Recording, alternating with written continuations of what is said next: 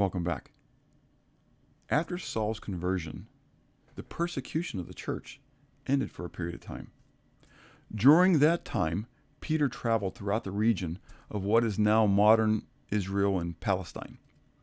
On one of his trips, he went to Lydda, where he was summoned by the brethren of Joppa. In Joppa, there lived a disciple named Tabitha. This woman is described as being, quote, full of good works and charitable deeds, end quote. She was greatly loved by the brethren. However, Tabitha had become sick, and she died. The brethren therefore sent to Lydda to implore Peter to come and attend to her. We read of this account in Acts chapter 9, toward the end of the chapter, verses 36 to 42. At Joppa, there was a certain disciple named Tabitha, which is translated Dorcas. This woman was full of good works and charitable deeds, which she did. But it happened in those days that she became sick and died. When they had washed her, they laid her in an upper room. And since Lydda was near Joppa, and the disciples heard that Peter was there, they sent 2 men to him, imploring him not to delay in coming to them. Then Peter arose and went with them. When he had come, they brought him to the upper room. And all the widows stood by him weeping, showing the tunics and garments which Dorcas had made while she was with them. But Peter put them all out, and knelt down and prayed. And turning to the body, he said, Tabitha, arise. And she opened her eyes. And when she saw Peter, she sat up. Then he gave her his hand and lifted her up. And when he had called the saints and widows, he presented her alive. And it became known throughout all Joppa, and many believed on the Lord.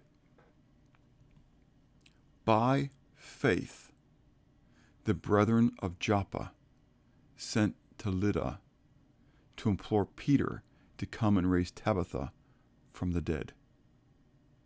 Now, to my knowledge, Peter hadn't raised anyone from the dead yet. In Matthew chapter 10, when Jesus commissioned his disciples to go into all the cities of Israel, we're told that he gave them power over unclean spirits to cast them out and to heal all kinds of sickness and all kinds of disease. Raising people from the dead was not on the list. Yet, that did not stop the brethren of Joppa from believing that God could raise up Tabitha through Peter. And it did not stop Peter from going. By faith, Peter went with the men from Joppa to Lydda. By faith, Peter entered that upper room. By faith, Peter knelt down and sought the God who created the heavens and the earth and who breathed the breath of life into man. This account is very similar to that recorded in 1 Kings 17, where we're told of Elijah praying for the son of the widow, who is then restored to life.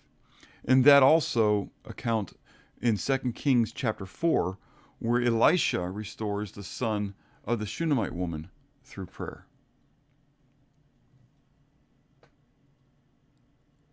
By faith,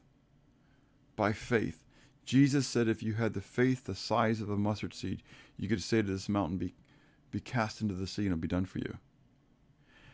Again, I'm not saying that we can, of our own choosing, raise people from the dead. That's not where I'm going. However, the believers of Joppa,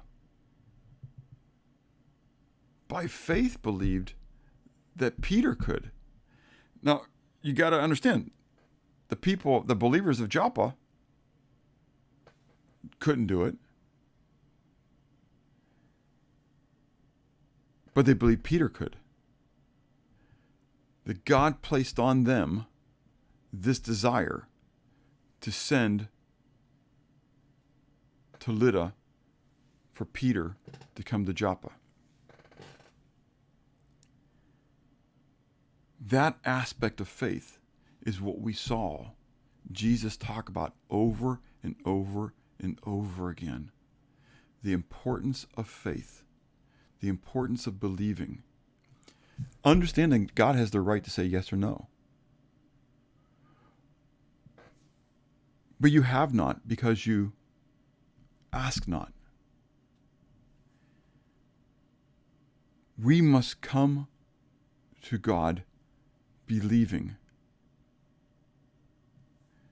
that with Him all things are possible.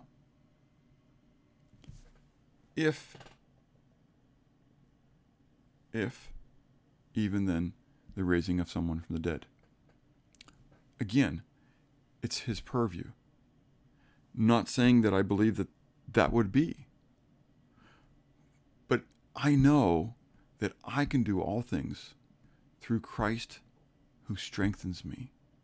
Not by my own powers, but only as a vessel being used by Him.